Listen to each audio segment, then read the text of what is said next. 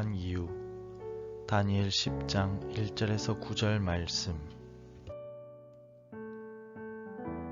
바사왕 고레스 제3년에 한 일이 벨드사살이라 이름한 다니엘에게 나타났는데 그 일이 참되니 곧 큰 전쟁에 관한 것이라. 다니엘이 그 일을 분명히 알았고 그 환상을 깨달으니라.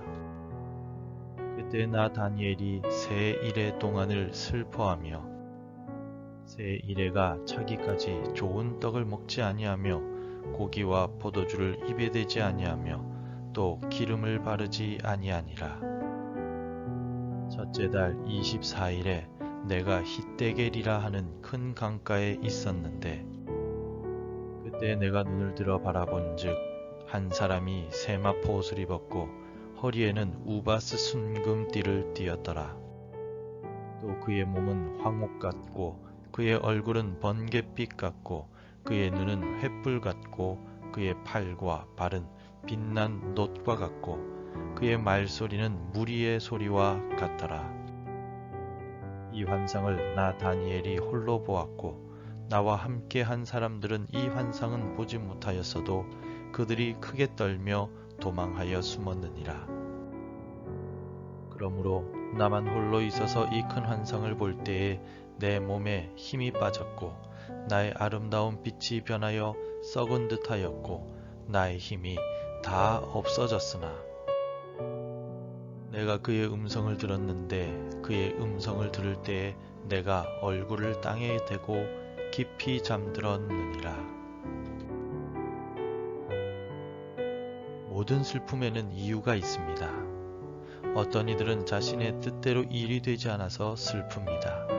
또 어떤 이들은 사랑하는 사람을 잃었기 때문에 슬퍼합니다. 어떤 이들은 미래에 대한 막연한 공포나 두려움 때문에 슬퍼하기도 합니다.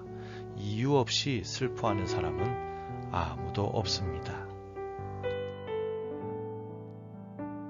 다니엘은 지금 큰 슬픔에 빠져 있습니다.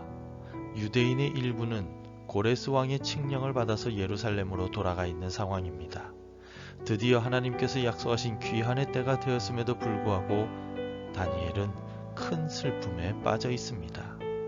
다니엘이 이처럼 큰 슬픔에 빠진 이유가 무엇일까요? 고레스 왕의 칙령을 통하여 예루살렘으로 돌아가길 원하는 유대인은 누구든지 보내주겠다고 약속하였습니다. 그런데 실제로 예루살렘에 돌아간 유대인들은 4만 2천여 명 정도였습니다. 나머지 유대인들의 대부분은 지금 살고 있는 이방 땅에서의 삶을 만족하고 있었습니다. 에스라 2장 64절에서 온 회중의 합계가 4만 2,360명이요 라고 기록되어 있습니다. 유대민족은 하나님께서 특별히 택하신 민족이고 하나님께서 사랑하신 민족이었습니다. 그럼에도 불구하고 이들은 하나님을 배반하여 우상을 섬겼고 강대국을 의지하였습니다.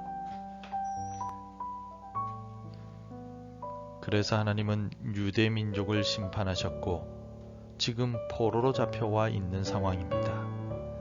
이제 하나님의 약속대로 예루살렘으로 돌아갈 수 있는 기회가 열렸음에도 불구하고 유대인들은 70년 동안 살아왔던 바사 땅에 그대로 사는 것을 선택하였습니다. 고달프지만 하나님의 백성으로 살아가는 것보다는 지금까지 살아온 편안함을 지키기 위하여 이방인의 땅에 머물러 살기로 선택했던 것입니다. 다니엘은 자기 민족이 현실에 만족하며 살고 있는 모습 때문에 슬퍼하며 기도하고 있습니다. 다니엘이 슬퍼할 수밖에 없었던 또 다른 이유는 성전 재건축이 중단되었기 때문입니다. 스룹바벨을 중심으로 1차 귀환한 유대인들은 제일 먼저 예루살렘의 성전을 재건축하려 하였습니다. 하지만 성전 건축을 방해하는 사람들 때문에 성전에 기초만 놓은 채 건축이 중단되었습니다. 에스라 4장 4절에는 이로부터 그 땅 백성이 유다 백성의 손을 약하게 하여 그 건축을 방해하되 라고 기록되어 있습니다. 성전 건축을 방해하던 사람들은 주변의 관리들에게 뇌물까지 주면서 조직적으로 성전 건축을 방해했습니다. 성전 건축이 중단되자 유대인들의 마음도 흔들리기 시작하였고 자칫하면 성전 건축 자체가 불가능하게 될 수도 있는 상황이었습니다. 하나님의 백성으로서의 정체성을 지키기 위하여 성전에서 하나님께 제사를 드려야 하는데 그 길이 막혀버린 것입니다. 이 같은 비통한 소식을 들었던 다니엘은 큰 슬픔 속에서 금식할 수밖에 없었습니다.